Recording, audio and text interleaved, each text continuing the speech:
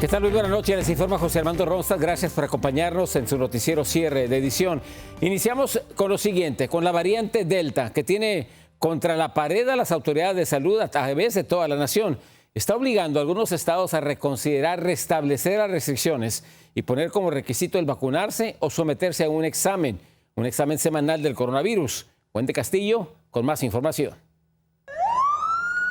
La variante Delta está arrasando en los Estados Unidos, amenazando con desencadenar otra ola de la pandemia del COVID-19. Así lo anticipa la directora de los CDC, Rochelle Walensky. CDC has released estimates of variants across the country and predicted the Delta variant now represents 83% of sequenced cases. Desde principios de julio, los casos registrados diariamente se han duplicado. Más de 24,000 personas están hospitalizadas actualmente y se reportan más de 300 muertes por día. Se estima que 4 de cada 5 nuevos contagios son por la variante Delta. Las cifras tienen alarmado al país.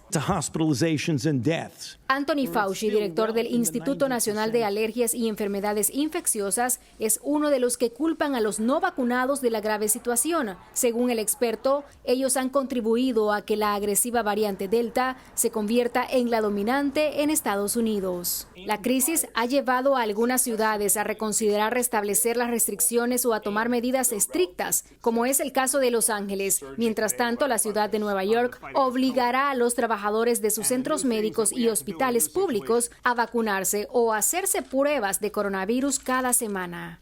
Every single one of those employees has a choice. Get vaccinated, the better choice, or get tested weekly. En realidad, las vacunas han demostrado ser efectivas y representan la mejor herramienta disponible para combatir la propagación. Pero esto no termina de convencer a quienes se resisten a la inyección. La demanda se ha desplomado en los últimos meses y los expertos temen que el aumento de los contagios permita que el virus mute en una cepa aún más peligrosa. Wendy Castillo, noticiero cierre de edición. Y precisamente para evitar una nueva ola de contagios, un número creciente de cantinas y restaurantes ahora requieren que sus clientes muestren prueba de vacunación en contra del COVID-19 o por lo menos un examen negativo. Dayanis López ha estado investigando y está aquí con nosotros. Dayanis, buenas noches. Adelante. Buenas noches, José. Los recientes datos apuntan a que este aumento de infecciones de coronavirus es a causa de los no inmunizados. Por eso, propietarios de negocios quieren evitar que sus clientes no se contagien y evitar otros cierres de sus negocios. Así que aquí está la información. Por medio de sus redes sociales, más de una docena de bares y restaurantes en el condado de Los Ángeles publicaron que los clientes que visiten sus establecimientos tendrán que mostrar a partir de hoy el récord de inmunización o una prueba negativa de coronavirus en las pasadas 72 horas. Uno de estos negocios es el Bar Club TG, en el cual ya se puede observar un anuncio en la puerta que pide que todos muestren su identificación, así como su prueba de vacunación o el test COVID-19. Para algunos angelinos, esta acción es necesaria para evitar la propagación del coronavirus e impedir que empeore la economía, especialmente entre los negocios.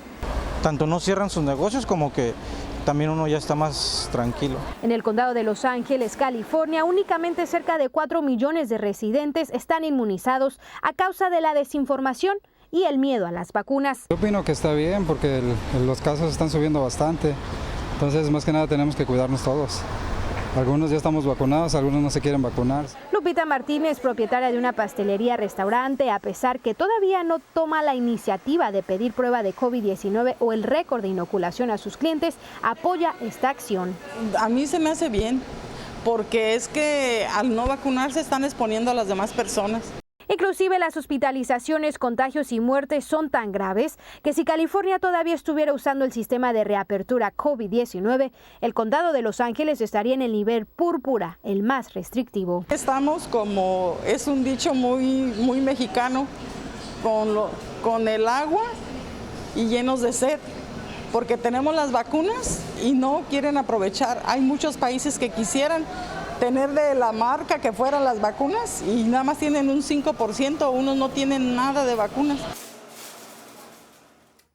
José, uno de los gerentes de estos bares que están pidiendo el récord de inmunización o el test COVID nos aseguró por teléfono que tomaron esta iniciativa para ayudar a mitigar la pandemia. Además, a algunos residentes del condado de Los Ángeles les gustaría que el gobierno estatal imponga un pasaporte de vacunas. Regreso contigo. Gracias, Dayanis. Buenas noches. Vamos a otras cosas. En el estado de Alabama, uno de los más bajos en vacunaciones, está ocurriendo casos que hacen reflexionar. La doctora Brittany Cobia del Grandview Medical Center en Birmingham ha revelado que los pacientes moribundos de COVID-19 les suplican que le den una vacuna antes de ser entubados y que ella les toma las manos y les dice que lo siente, pero que ya es demasiado tarde. Cuando mueren, ella sugiere a los familiares que honren la memoria de su ser querido vacunándose. Y la esperanza de vida de los latinos cayó a 75 años y medio, esto de acuerdo a los Centros de Control y Prevención de Enfermedades. La razón son las preocupaciones por el desempleo, las enfermedades crónicas. Vamos a Nueva York, desde allí Ángela González nos tiene más información. Es el peor declive desde la Segunda Guerra Mundial y la crisis por el SIDA. Con la llegada del COVID-19 y sus consecuencias, la esperanza de vida entre los latinos decayó en promedio de 3 años. Esto de acuerdo a un estimado de los Centros de Control y Prevención de Enfermedades.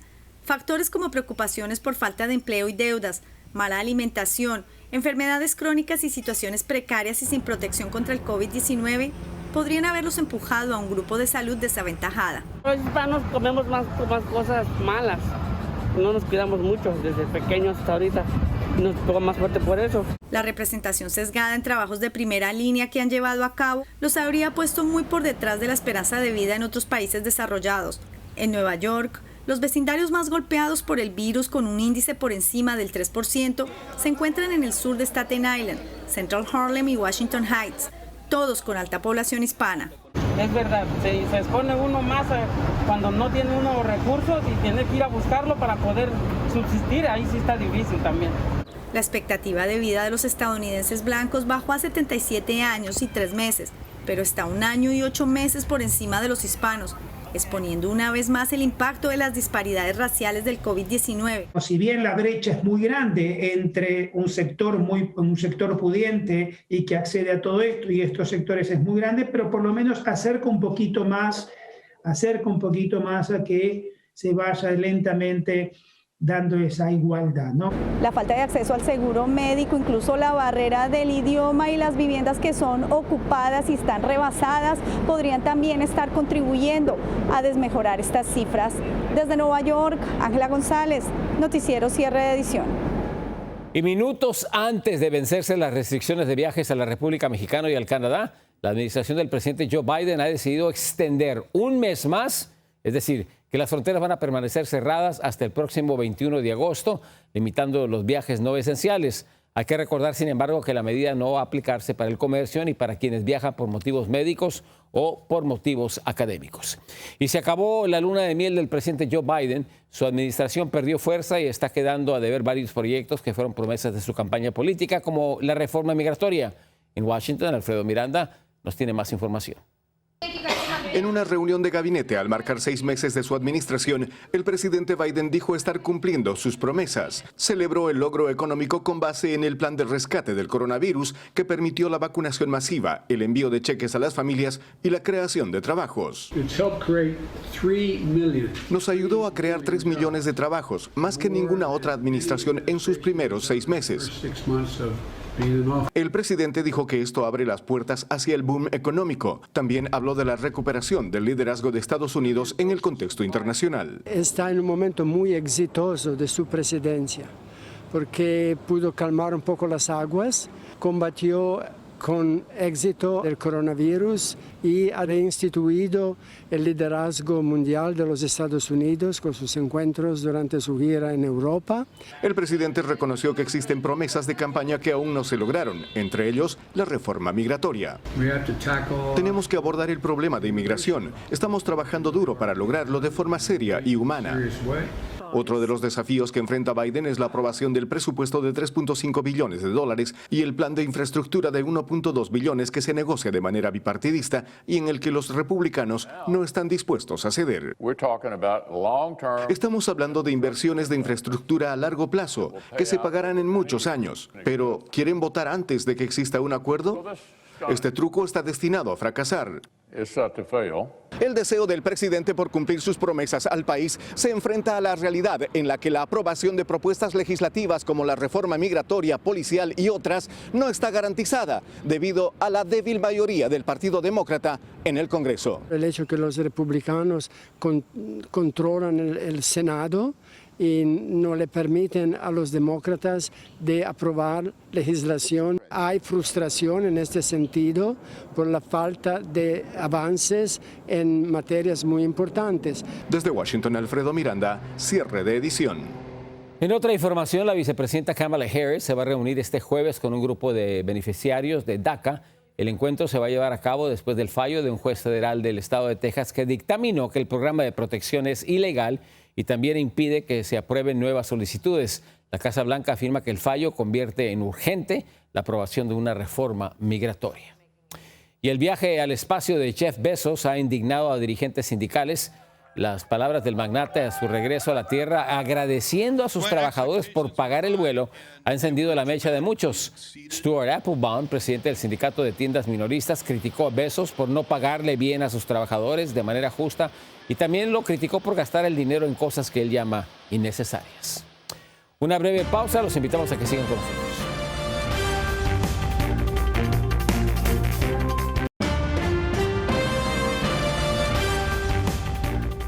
La crisis de migrantes está poniendo encontrar a varias ciudades fronterizas de Texas pues en serios problemas. Muchos se niegan a aceptar la llegada de extranjeros llevados por la patrulla fronteriza debido a que no hay albergues. Vamos a McAllen, en Texas. Ahí Reina Luna ha estado siguiendo paso a paso lo que está ocurriendo. La llegada de autobuses o camionetas repletos de inmigrantes liberados al albergue de Caridades Católicas en McAllen, Texas, no para ni de día ni de noche. Agradecido pues con el país que nos ha abierto las puertas. A diario los autobuses que llegan podrían contarse por decenas. Así están otras ciudades de la frontera. El trajinar es tanto que algunas, como Laredo, le ha puesto al gobierno un hasta aquí a través de una demanda. La ciudad decidió actuar porque la patrulla fronteriza les había advertido que doblarían el número de autobuses con inmigrantes que llegarían del Valle del Río Grande hacia Laredo, y ahí ya no los querían. Laredo dice, no, a mí no me los traigas, ¿verdad? Pues si no compartimos un poco la responsabilidad, pues el peso va a caer sobre nosotros aquí en el Valle del Río Grande. En McAllen los autobuses cargados de extranjeros llegan a todas horas. El albergue de Caridades Católicas ha sido ampliado varias veces, pero parece que nunca es suficientemente grande para refugiar a los miles que necesitan ayuda. Me da gusto cuando de pronto nos encontramos en un centro mucho más amplio y con más capacidad y de pronto ya eso se hace pequeñísimo. Y tal vez lo peor de todo es que de acuerdo a la misma patrulla fronteriza, la lógica dice que los inmigrantes seguirán llegando. Así como siguen los números de junio acaban de salir, ya pasamos más de 330,000 migrantes encontrados este año. Sí, creo que van a seguir los números subiendo. Desde McAllen, Texas, Reina Luna, Noticiero Cierre de Edición. La administración del presidente Joe Biden mantiene en vigor una de las reglas más inhumanas en la frontera. Se trata de la conocida como el Título 42, impuesta por el expresidente Donald Trump, que restringe el derecho de los migrantes a solicitar asilo en la frontera. La regla permite expulsar a México a los extranjeros sin la posibilidad de que un juez revise sus casos. Y hablando de México, México es el país con más huérfanos debido a la pandemia. Según la revista médica The Lancet, más de 131,000 menores de 18 años perdieron a su padre, a su madre o a un tutor. Esto entre el 1 de marzo del 2020 y el 30 de abril de este año, superando a países como India, Brasil y Estados Unidos. A nivel global, la cifra de menores que perdieron a sus padres se eleva a 1,134,000. Una breve pausa, tenemos más información en cuanto regresemos.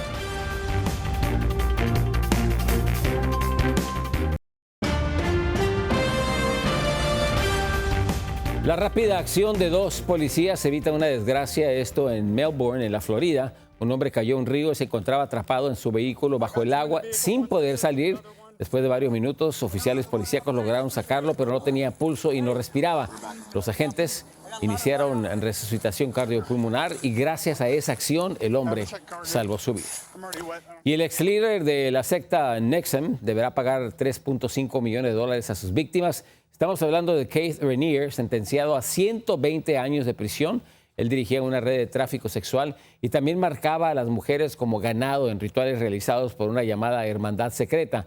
Precisamente parte de la suma será para eliminar quirúrgicamente las cicatrices de más de 20 de sus víctimas. Mientras tanto, el crimen organizado amenaza con desatar una violenta guerra en contra de las autoridades en la frontera. Grupos armados dejaron un mensaje sangriento amenazando el fin de la tregua. Vamos a Tijuana, Baja California. Vicente Calderón ha estado siguiendo este caso. Este es el narcomensaje con que amenazaron a policías de Tijuana, dejando una cabeza de cerdo. Fue en la zona norte de esta frontera, donde horas antes cometieron 2 asesinatos.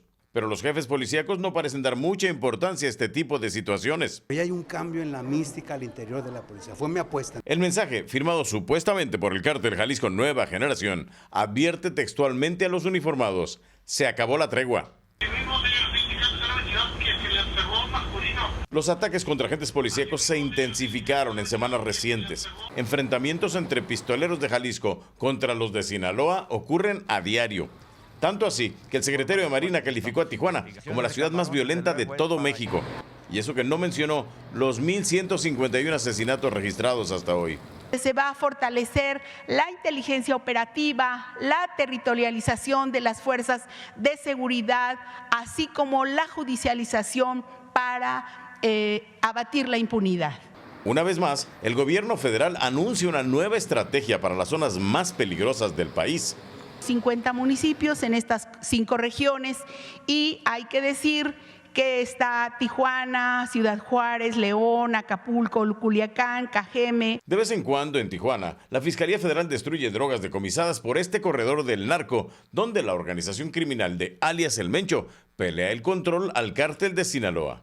Si no nos ayuda la policía mexicana, pues no, estamos más perdidos. Según las autoridades, en esta pugna también participan células del cártel Arellano Félix, que siguen traficando con droga para el mayor mercado de consumidores del mundo. En Tijuana, Vicente Calderón, noticiero cierre de edición. En otras noticias, continúan las bajas debido al COVID-19 antes de los Juegos Olímpicos en Tokio. Los últimos en dar positivo fueron 2 lanzadores del equipo olímpico de béisbol de la República Mexicana, esto antes de su partida al país asiático. Los contagiados son Héctor Velázquez y Sammy Solís, lanzadores de los Acereros de Monclovia. Ambos fueron puestos en cuarentena. Y en el Perú arrestan a los llamados Ángeles Negros. Es una banda que en medio de la pandemia cobraba hasta $20,000 a familiares de pacientes del COVID-19 para garantizarles una cama en la unidad de cuidados intensivos de un hospital público en Lima. Las autoridades han arrestado a 9 personas. Y la naturaleza volvió a golpear, esta vez azotó con intensas lluvias a varias regiones de China, provocando decenas de muertes y desaparecidos, sembrando caos, causando destrucción en medio de las inundaciones. María Teresa Sarabia nos tiene detalles y nos tiene imágenes bastante fuertes. Las imágenes son impactantes. Calles convertidas en peligrosos torrentes, personas atrapadas, el agua arrastrando a peatones. Los residentes de la provincia de Henan, en el centro de China, no recuerdan una tragedia similar. Las torrenciales lluvias dejaron al menos 25 muertos, 7 desaparecidos y obligaron a huir a más de 200,000 personas. El diluvio ha arrojado en 3 días el equivalente a un año entero de precipitaciones y desbordó todas las medidas de protección. Las redes sociales ayudan a comprender la magnitud del desastre con estas imágenes que muestran rescates dramáticos, vehículos sumergidos, edificios inundados y sin electricidad y pasajeros atrapados dentro de los vagones del metro. El presidente chino Xi Jinping describió el desastre meteorológico como extremadamente severo y ordenó el envío de miles de efectivos militares ante la amenaza de que se desplomen 2 presas y pongan en peligro la vida de 7 millones de habitantes. Las Fuerzas Armadas tratarán de desviar las crecidas de los ríos con cargas de dinamita. Los científicos dicen que la crítica situación que se vive en China es provocada por el cambio climático y que podría empeorar junto con otros patrones cada vez más extremos. Este país asiático ha sido el último en ser golpeado por las inundaciones registradas en todo el mundo, como la recién ocurrida en Alemania y otros países europeos. María Teresa Sarabia, cierre de edición. Un breve corte comercial, al regresar hay más información.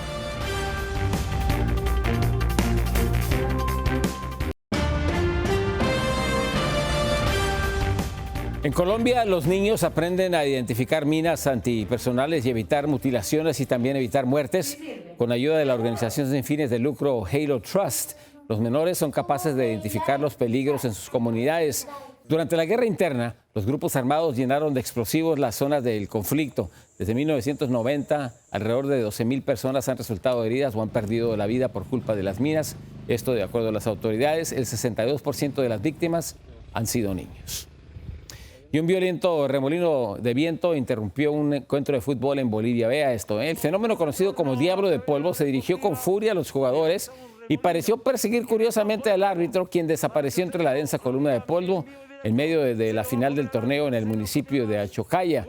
Los diablos son pequeños torbellinos que a menudo se confunden con tornados. ¿Por qué seguiría solamente al árbitro? Gracias por acompañarnos. Los esperamos mañana en cierre de edición. Muy buenas noches. Yo soy José Armando Ronstadt.